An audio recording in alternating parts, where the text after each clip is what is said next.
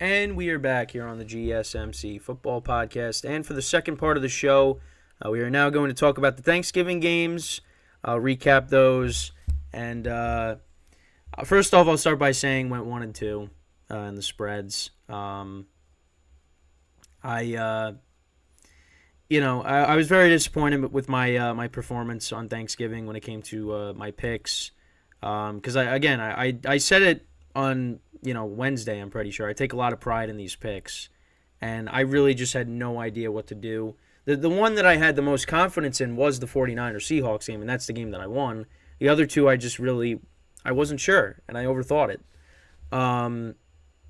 Especially the Commanders-Cowboys game, because if the game ended after three quarters, the Commanders would have covered. But unfortunately, that's not the case. You got to play a fourth quarter, and the Commanders just got blown out in the fourth quarter, and I was very disappointed. And I could have changed it, especially after how the first game went, because I had all the favorites, but I said I don't think all the favorites are covering. But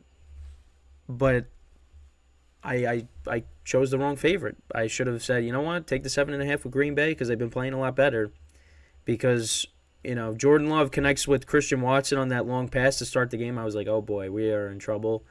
And let's get into that game. So the Packers have been playing better as of late. 4-6 coming into the game. Lions, they played really bad against the Bears, but they still pulled out a win. So I thought, you know what, Thanksgiving, they played bad on Sunday. Packers had a ton of injuries coming into the game. There was no Aaron Jones, no Luke Musgrave. So I was like, you know what? I don't think Jair Alexander played in the game either. So I thought, you know what? Lions should win this game and cover. And that was not the case. The Packers outscored the Lions 20-6 in the first quarter. Now, they did only score 6 points in the second half. But, the Lions kind of, hurt themselves with the turnovers. And that's kind of what led to it being 20-6 after the first quarter. So we'll go through it. The Packers on the first drive of the game, 5 plays, 75 yards, 244 in terms of time of possession. They go right down the field. Yeah, Jordan Love on the first play connects with Christian Watson for 53 yards. I'm like, yeah, that's not good. Then tight window throw, zips it into Jaden Reed for a touchdown. I mean, you watch the play, you're like, how did that get through? Because there was a lot of traffic when he threw it. That put the Packers up 7-0. Lions then answered with a touchdown drive of their own, but they missed the extra point. They went 7 plays, 73 yards, 346 time of possession. Goff connected with Sam Laporta for a 7-yard touchdown, so that made it 7-6. Then Packers on their next drive went 10 plays, 75 yards, 522 time of possession. Jordan Love connected with Tucker Kraft for a 9-yard touchdown, so that put them up 14-6. And then Jared Goff fumbled, which led to a touchdown by Owens. They reviewed it, and the play was upheld, so the Packers got a touchdown out of that. So that put them up 20-6. They missed the extra point. Then the Lions fumbled again. Goff fumbled again. But the Packers turned it over on downs.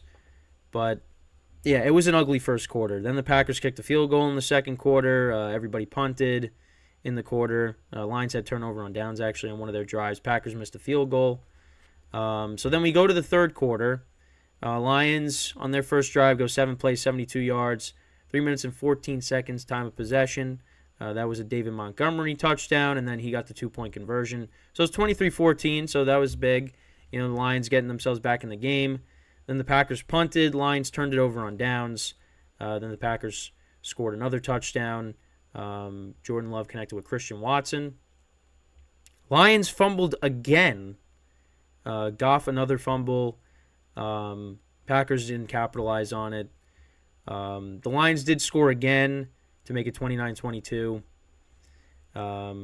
Goff connected with Josh Reynolds for a 12-yard touchdown, but it was too little too late. Lions lose. Packers improved to 5-6, and they're kind of starting to get themselves back in the conversation of maybe they could be the team that gets the final wild card spot in the NFC. Lions dropped to 8-3. So, and the defense really has just been an issue these last couple of weeks. And now they go and play the Saints, who I can't figure out the Saints. They just, I mean, you look at them on paper, you're like, this team should be good, but I mean, they continue to disappoint. So now we go to the Cowboys and the Commanders.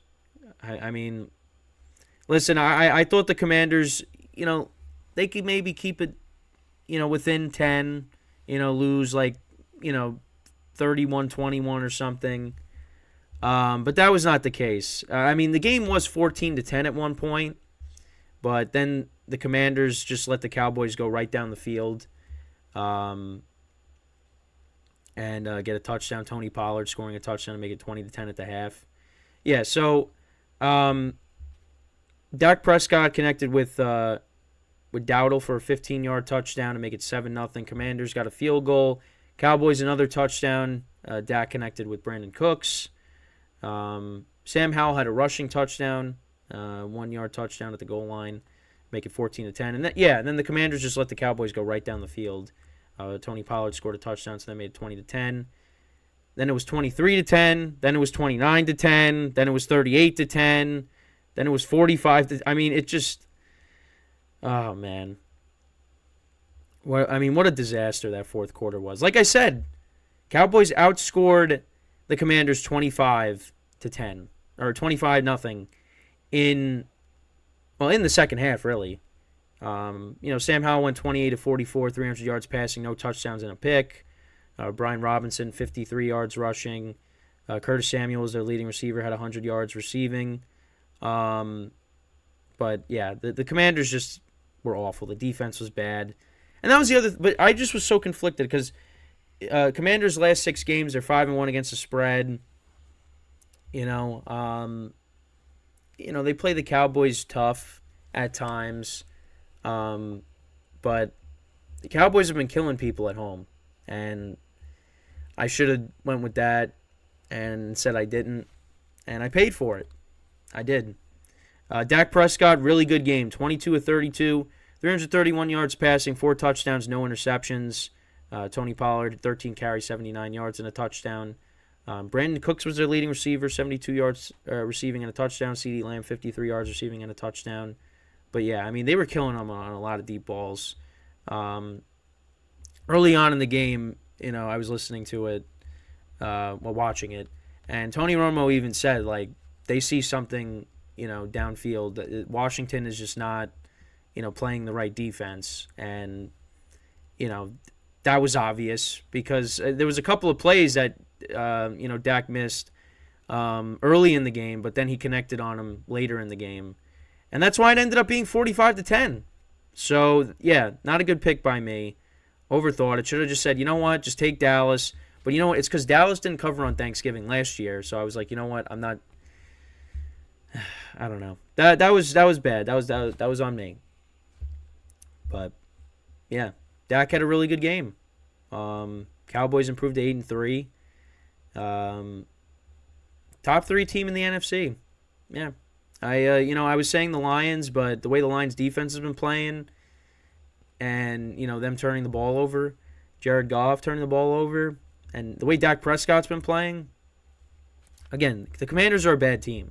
But you know what? The Cowboys, I think they're still below the 49ers and the Eagles, but I put them as the number 3 team in the NFC. So then you got the Niners and the Seahawks. So the game I at least got right. Niners all over the Seahawks, 31-13. Brock Purdy, 21-30, 209 yards passing, a touchdown and a pick. Christian McCaffrey, 19 carries, 114 yards, and 2 touchdowns. No surprise there. Deebo Samuel had a rushing touchdown in this game, was the leading receiver, 79 yards receiving. Brandon Ayuk had 50 for a touchdown. George Kittle had a quiet day. 3 receptions for 19 yards. And then on the Seahawks side, Geno Smith, 180 yards passing, no touchdowns and a pick. There was no Kenneth Walker, so Zach Charbonnet was the leading rusher with 47 yards rushing. Jackson Smith and Jigba was the leading receiver, 2 receptions for 41 yards. had a great one-handed catch in this game. They were comparing it to the Odell Beckham Jr. Catch, which actually just turned 9 years old this past week, which is unbelievable that was that long ago already.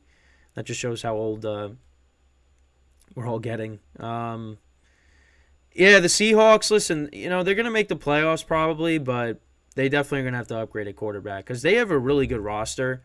But Geno Smith, listen, it was a great story last year, and he's been okay this year. 12 touchdowns to 8 interceptions is not great. But yeah, the Seahawks are going to have to upgrade a quarterback because they're not really going to go far with him, unfortunately. But they have a great roster, so they need to figure it out at quarterback. But as for the Niners, they continue to roll, and now it sets up the NFC Championship rematch between them and the Eagles. So we'll see what happens. But yeah. Also, I actually do want to go back to the first game because I didn't really go through the stats. So Jordan Love went 22 of 32, 268 yards passing. 3 touchdowns, no interceptions. A.J. Dillon was their leading rusher for 43 yards. Jordan Love had a 37-yard run in this game. He had 39 yards in total. Christian Watson was their leading receiver, 94 yards, receiving and a touchdown. And then for the Lions, Jared Goff, 2 touchdowns, no interceptions, but he did have the fumbles. 332 yards passing. David Montgomery, 71 yards rushing and a touchdown. Jahmyr Gibbs, 54 yards rushing. And Amon-Ra St. Brown, of course, was their leading receiver, 95 yards receiving. But I will say, Packers are playing a lot better. Jordan Love definitely has looked good the last couple of weeks, so that's really encouraging to see moving forward. Now they got a tough game against the Kansas City Chiefs. Patrick Mahomes' first game in Lambeau. And I'll be honest, I was really hoping that Aaron Rodgers would be the quarterback.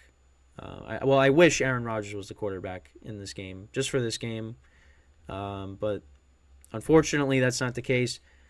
We got Jordan Love and we got Patrick Mahomes for that. But Jordan Love is playing better. Still Lambeau Field. It's especially how the Packers have been playing, the crowd's gonna be electric, especially with the Chiefs coming in. So that's a game I'm looking forward to. But yeah, the Packers, they're kind of rolling right now. I know they've played 2 bad defenses, but you know what? Jordan Love wasn't playing good early, for a few weeks, and you'll take anything, and he really has turned it on lately. And Christian Watson, a good game for him. So it's encouraging moving forward for the Packers, and we'll see, if they can make a run here. But yeah, they won. Cowboys dominated against another bad team. And the 49ers continue to roll. So those are all your Thanksgiving games. So before I go to break, just want to remind you guys to tip or donate and get your comments recognized. Make sure to go to the following link. That is streamelements.com/gsmcsportsnetwork./tip. Again, that really helps the show, makes the show more interactive between myself, the host, and you guys, the viewer. Again, that is streamelements.com/gsmcsportsnetwork./tip. And again, as always, it is displayed on the ticker on the bottom of the show segment down below. So when we come back from our second break of the show, we will look at the rest of the games from Week 12. We'll talk about some college games as well. The dramatic finish between Auburn and Alabama. So we'll talk about that for a little bit. But yeah, we'll get into that when we come back from our second break. So stick around, and we'll be right back here on the GSMC Football Podcast.